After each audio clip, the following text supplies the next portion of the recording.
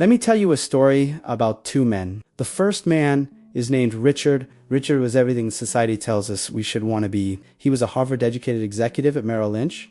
He was incredibly smart, incredibly driven, and incredibly successful. He had a career in finance that was so lucrative he retired in his 40s to become a philanthropist. Richard was winning the game of life. He borrowed heavily to expand an 18,000 square foot mega mansion that had 11 bathrooms, 2 elevators, and a swimming pool overlooking the ocean. He spent money like it was water. Then there is the second man. His name was Ronald Reed. Ronald was a gas station attendant and a janitor in rural Vermont. He lived in a tiny house he bought for $12,000. He wore flannel shirts. He chopped his own firewood. When he died at age 92, the only thing notable about him was how incredibly simple and quiet his life was. But when Ronald Reed died in 2014, he made international headlines. Why? Because this janitor had a net worth of over $8 million. He left $2 million to his stepkids and $6 million to his local library and hospital. He didn't win the lottery. He didn't inherit a dime. He just saved what he could and waited decades for it to compound. Now, let's go back to Richard, the Harvard executive. Right around the time Ronald was quietly compounding his millions, the 2008 financial crisis hit. Richard's debt crushed him.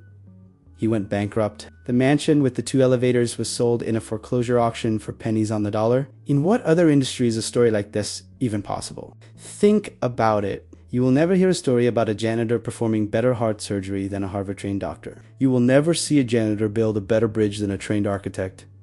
But in finance, it happens. And it happens all the time. That is because doing well with money has a little to do with how smart you are, and everything to do with how you behave. And behavior is hard to teach, even to really smart people. This story opens one of the most important finance books of our generation, The Psychology of Money by Morgan Housel. In this video, we are going to break down the main ideas of this book. We are going to explore Housel's argument that money isn't a math problem. It is a soft skill where how you behave is more important than what you know. Let's start with a really important concept from the first chapter. No one is crazy. We all do things with money that might seem crazy to others. Maybe you know someone who keeps all their cash under a mattress. Maybe you know someone who bets their entire paycheck on high-risk crypto. Maybe you have a friend who is terrified of the stock market, or a friend who is reckless with debt. You might judge them, but Housel argues you shouldn't, because your relationship with money is formed by the economy you grew up in. If you were born in 1970, the S&P 500 increased almost tenfold during your teens and 20s. You learned emotionally that the stock market is a wealth-generating machine. But if you were born in 1950, the market went nowhere during your teens and 20s. You learned that the stock market is a stagnant place that steals your money. Neither person is crazy. They just live through different histories. So the first major lesson from the book is to drop the judgment. Understand that everyone is just trying to make sense of the world based on the cards they were dealt. Now, let's talk about the 2 most powerful forces in finance, according to the book: luck and risk. We love to worship billionaires. We look at Bill Gates and say that he is a genius. And he is. But we often ignore the other side of the coin, which is luck. There is a detail in Housel's book that completely blew my mind. Bill Gates went to one of the only high schools in the entire world that had a computer in 1968. The chances of that happening were roughly 1 in a million. If Bill Gates goes to a different high school, there is no Microsoft. Bill Gates himself admits this. He says that if there had been no Lakeside School, there would have been no Microsoft. But here is the darker side. Luck has a sibling, and that sibling is risk. Bill Gates had a friend in high school named Kent Evans. Kent was just as smart as Bill. They shared the same vision. They were going to be partners, but before they could graduate, Kent died in a mountaineering accident. The odds of dying in a mountaineering accident in high school are roughly 1 in a million. So, as Housel points out, you have Bill Gates, who experienced 1 in a million luck, and you have Kent Evans, who experienced 1 in a million risk. The same force, just moving in different directions. Why does this matter to you? Because it teaches us humility. When things are going well, you're never as good as you think you are. And when things are going poorly, you're never as bad as you think you are. This brings us to what the book calls the hardest financial skill in the world. It's not investing, it's not picking stocks, it is getting the goalpost to stop moving. It is learning the concept of enough.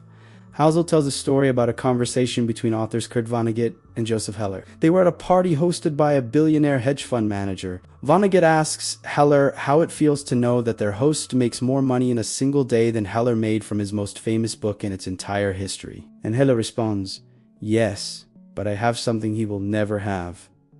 Enough." Enough is a powerful word. We see people like Rajat Gupta, who was worth $100 million. He could have done anything. He was set for life, but he wanted to be a billionaire. So he started insider trading. He got caught. He went to prison.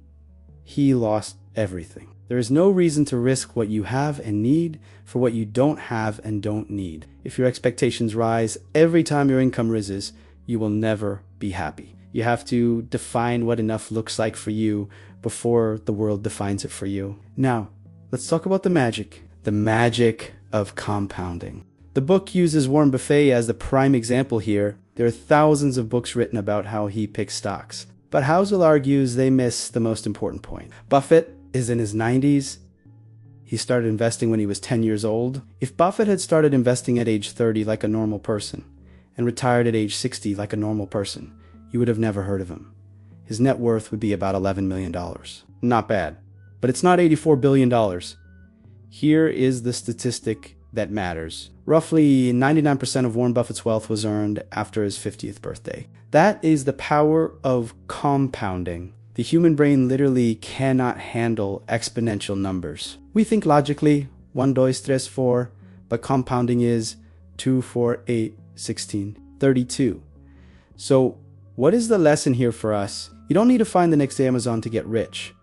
You don't need massive returns. You need average returns repeated for a very long period of time. The biggest secret in finance, according to the book, is just shutting up and waiting. But waiting is hard. And that leads us to the difference between getting wealthy and staying wealthy. Getting money requires taking risks, being optimistic, putting yourself out there. But keeping money, that requires the exact opposite psychology. Keeping money requires fear. It requires humility. It requires an acceptance that what you made yesterday could be gone tomorrow. Morgan Housel puts it this way: planning is important, but the most important part of every plan is to plan on the plan not going according to plan. This is called margin of safety. If you need the stock market to return 8% a year for you to pay your bills, you have no margin of safety. You are fragile, but if you can survive, even if the market drops 20%, now you're unbreakable. The goal isn't to be right every time. The goal is to survive long enough for compounding to work its magic. Let's shift gears and talk about why we want money in the first place. When you see someone driving a Ferrari, you almost never think that the guy driving that car is so cool. No, you think that if you had that car, people would think you are cool. Housel calls this the man in the car paradox. We use wealth to signal status, but no one is looking at us. They are looking at our stuff and imagining themselves with it. It's a subtle trap. You work hard to buy things to gain respect, but the things you buy don't actually get you the respect you want. Humility, kindness, and empathy will get you more respect than a Ferrari ever will. So if buying stuff doesn't actually get us respect, what is the true value of money? The book argues that money's greatest intrinsic value is its ability to give you control over your time. To wake up in the morning and say, I can do whatever I want today. That is the highest dividend money pays. Having a little bit of money means you can take a sick day without worrying about being fired. Having a little more money means you can wait for a good job. Instead of taking the first one that comes along, having a lot of money means you can retire when you want. Control over your time is the one thing that actually makes people happy.